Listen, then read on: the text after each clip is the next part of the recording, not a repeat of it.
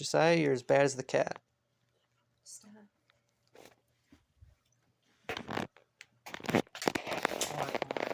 Before you start, I have to get all this put back. Mm-hmm. Don't start doing that yet. Take 3. 3, and this will be the last. I'll get it this time. Maybe. I won't talk. Maybe. I read. Not yet.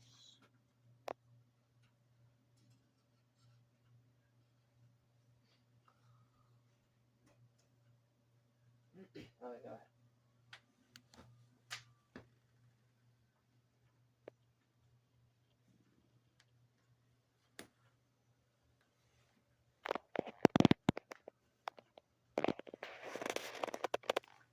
Hi, my name is Caleb Spicer.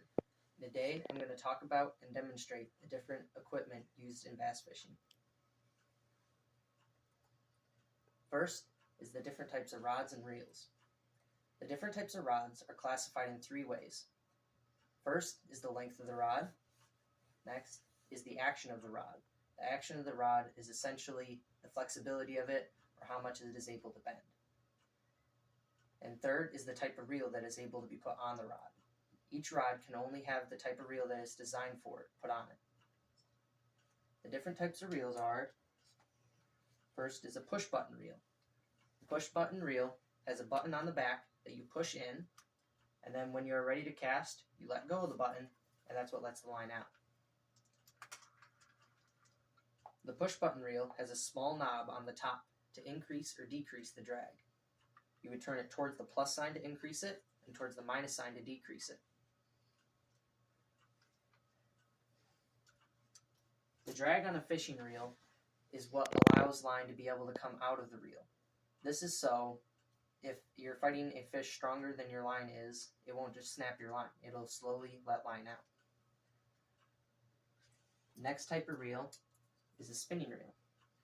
The spinning reel is meant to be held with the reel downwards, and to cast this, you grab the line coming out of the reel with your pointer finger and open the bail.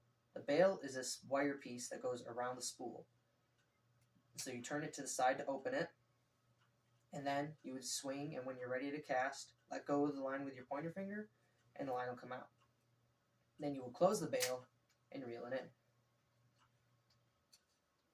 To adjust the drag on a spinning reel, there is a small knob on the front or the face of the spool. You turn it clockwise to increase it and counterclockwise to decrease it.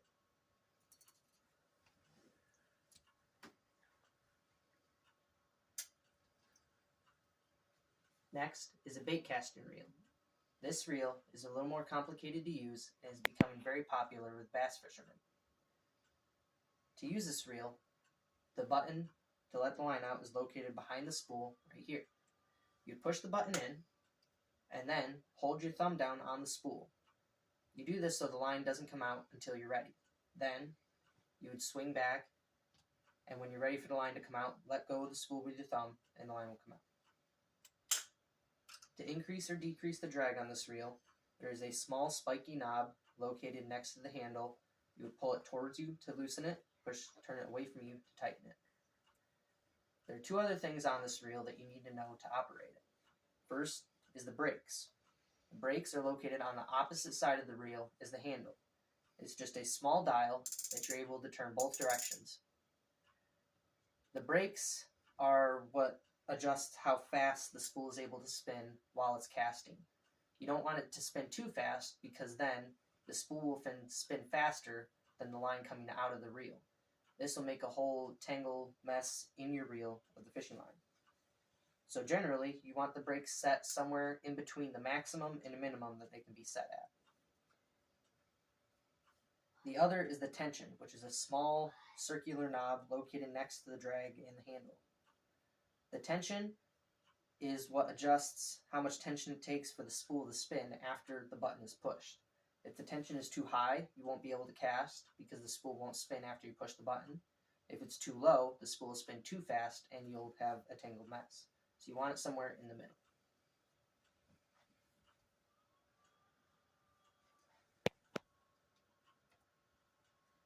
Next, I'm going to talk about the different types of fishing lures. There are two basic groups of fishing lures, the hard baits and the soft plastics. First, the hard baits. Most hard bait lures look something like this. They're made out of a hard plastic material and they have 2 or more hooks on it. Many of them have a small lip like this off the front that points downwards, so as you're retrieving the bait, it'll push it down and make a swimming action in the water. Another one is a spinnerbait. A spinnerbait looks like this. It has the hook attached to a small blade that spins and flashes in the water by a piece of wire. Another type of hard bait is a topwater bait. A topwater bait is any bait that stays on the top of the water as you're retrieving it and the fish come up to eat it instead of it going down in the water column. Next is soft plastic lures. Soft plastic lures can come in any shape or size. They are all made out of a soft rubbery material, stretchy, like this, and they can be rigged in countless different ways. A few of the most popular ways to hook a soft plastic lure are, first is what's called a Texas rig. The Texas rig is used mostly with worms, but can be used with almost any soft plastic lure. It uses a hook, as it shows in the picture here, and you feed the bait onto the hook and put the hook point back into the plastic so that it's not able to get caught on vegetation and grass in the water. Next is called a Ned rig. A Ned rig uses what's called a jig head, like this here. A jig head is just a hook with a small weight on the front of it to help it so you can cast it further. To do the Ned rig, you feed the lure onto the hook, somewhat like you do with the Texas rig, and you have the rest of the lure just hanging off the back of the hook. In conclusion, today I talked about and demonstrated how to use the different equipment in bass fishing.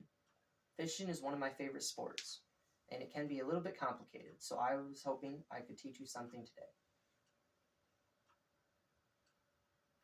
That's it. Sound fine to me. Does it sound okay? Sound like I know what I'm talking about?